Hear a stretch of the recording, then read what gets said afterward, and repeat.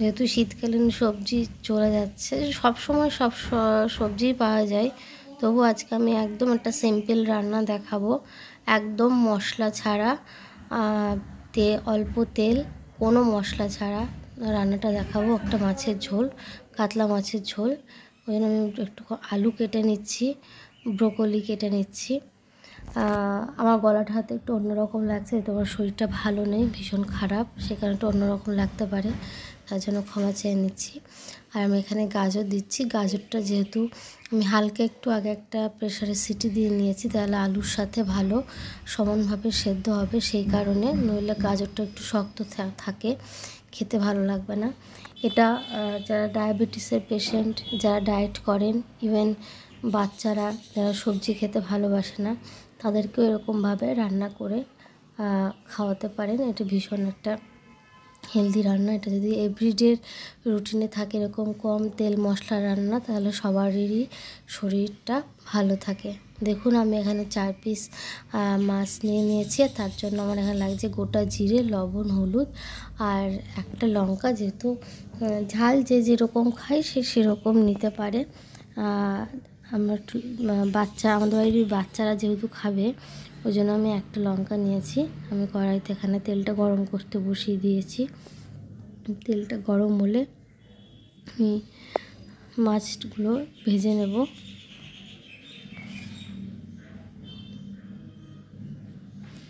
তেলটা গরম হয়ে গেছে, আমি এবার মাছগুলো একে একে ভেজে নেব।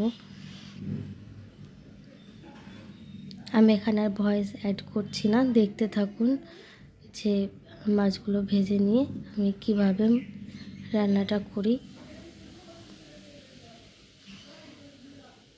এরকম অল্প তেল মশলা রান্না রোজকার জন্য খাওয়া খুবই ভালো। হয়তো সপ্তাহে একদিন রিচ খেলাম, ঠিক আছে, কিন্তু এখনকার যা সময়, প্রত্যেকটা ঘরে ঘরে কারোর না কারোর হচ্ছে শরীর খারাপ থাকে। ডায়াবেটিস তো এখন প্রত্যেকটা ঘরে ঘরেই রয়েছে, তাদের জন্য এই রান্নাটা ভীষণ হেলদি একটা খাবার।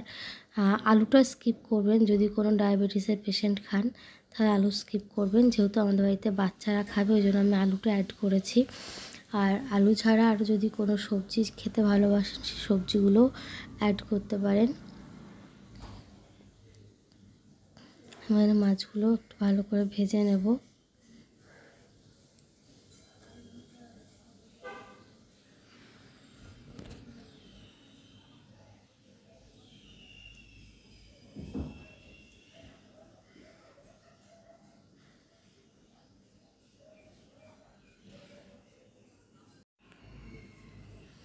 যে মাছগুলো ভাজা হয়ে গেছে,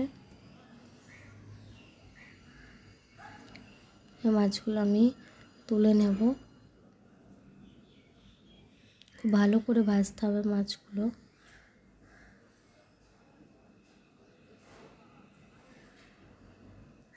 আমার ভয়েসটা দিতে একটু সমস্যা হচ্ছে, কারণ গলায় প্রচণ্ড ব্যথা।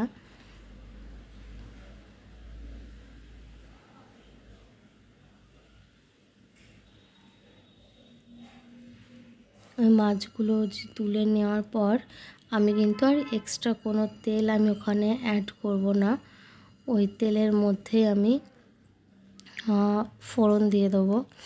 আমি আগেই দেখিয়ে দিয়েছি আমার কী কী লাগবে। কোনো মশলা লাগবে না, কোনো বাটা মশলা লাগবে না। আমি এখানে যে গোটা জিরে ফোড়ন দিয়ে দেবো কিছুটা।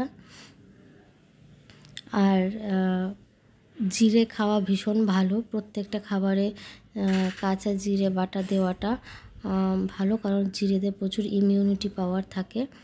জিরে আর লঙ্কা আমি ফোড়নটা দিয়ে দিলাম। এরপর আমি সবজিগুলো একে একে দিয়ে ভেজে নেব।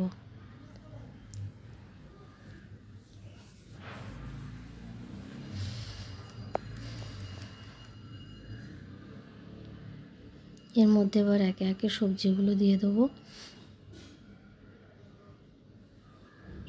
যেমন এখানে আলুটা, ব্রোকলি, গাজর, বিনস, এই পাঁচমিশালি সবজি দিয়ে মাছের ঝোল গরম গরম ভাতের সাথে খেতে কিন্তু খুব সুন্দর লাগে। আর এটা আমাদের বাড়ির বাচ্চারা ভীষণ ভালো খায়। আর এগুলো যেহেতু বাচ্চারা সবজি খেতে ভালোবাসে না, সেই জন্য ওদের এরকমভাবে রান্না করে দিয়ে একদম পুরো ম্যাশ করে দিলে ভাতের সাথে, তাহলে সবজিটা পেটের মধ্যেও যায়, ওরা বুঝতেও পারে না। এটা বড়রাও খেতে পারে। আবারও বলছি, যারা ডায়েট করে তারাও এটা খেতে পারবেন। আর যারা ডায়াবেটিসের পেশেন্ট তারা আলুটাকে স্কিপ করে দেবেন। আর সবজিটাকে আমি ভালো করে কষিয়ে নেবো, ঢাকা দিয়ে দেবো।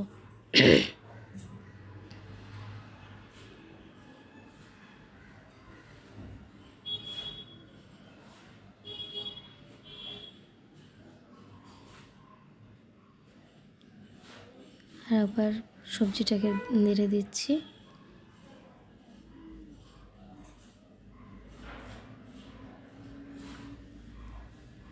একটু ভালো করে এটাকে কষিয়ে নিতে হবে সবজিটা, যেহেতু আমি কোনো মশলা আমি এর মধ্যে অ্যাড করব না।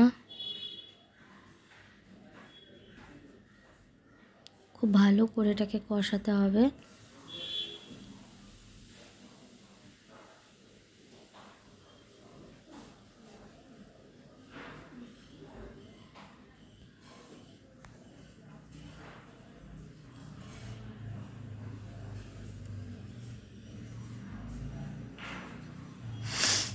কিছু মনে করবেন না, আমি ভয়েস দিতে পারছি না, প্রচণ্ড গলা ব্যথা, ওই জন্য আমি থেকে থেকে স্কিপ করে যাচ্ছি। আবারও ঢাকনাটা তুলে আমি আবারও ভালো করে নেড়ে নিচ্ছি। দেখুন অনেকটা ভালোভাবে ভাজা কমে গেছে সবজিটা, তার মানে ভাজা হয়ে গেছে, কষানো হয়ে গেছে। আবার সবজি বেশি ভাজা ভালো না, তাহলে সবজির যে গুণটা সেটাও নষ্ট হয়ে যাবে। পরিমাণ মতো আমি এর মধ্যে লবণ দিয়ে দেবো।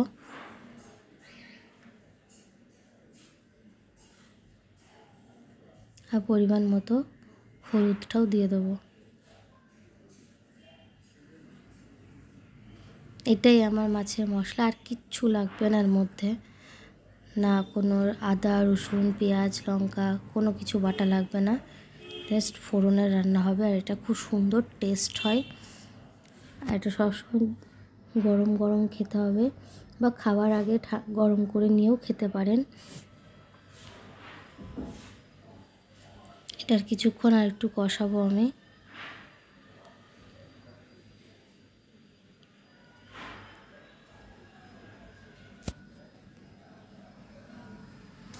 এরপরে কষানো হয়ে গেছে, দেখুন আমি পরিমাণ মতো জলটা একটু বেশি দেবো, কারণ সবজিগুলো সেদ্ধ হবে।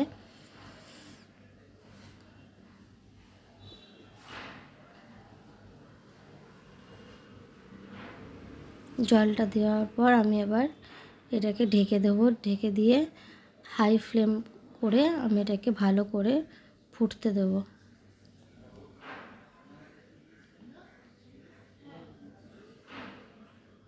তুলে নিয়ে আমি আরেকবার নেড়ে দেখে নেব যেটা সবজিগুলো সেদ্ধ হয়েছে কিনা। গাজরটা সেদ্ধ হয়ে যাবে, কারণ গাজর আমি আগে সিটি দিয়ে নিয়েছিলাম। এরপর আমি একে একে মাছগুলো দিয়ে দিচ্ছি।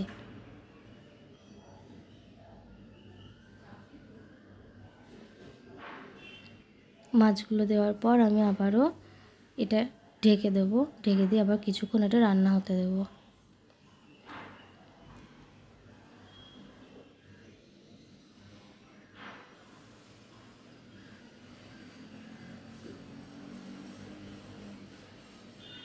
নেড়ে দিচ্ছি তুলে।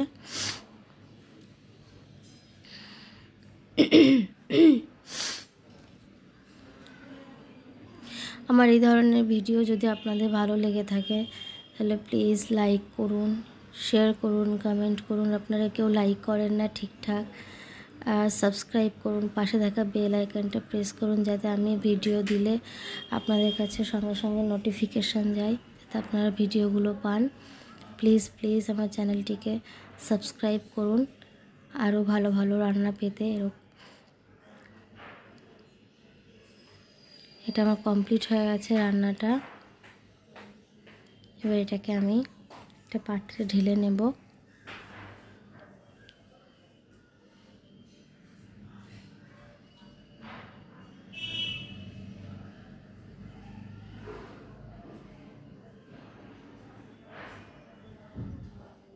আমি নামিয়ে নিচ্ছি। এরকম কমপ্লিট হয়ে গেছে সবজি দিয়ে মাছের ঝোল। এটা সত্যি খুব সুন্দর, টেস্টি হয় আর এবং হেলদি, স্বাস্থ্যের জন্য ভীষণ ভালো এটা।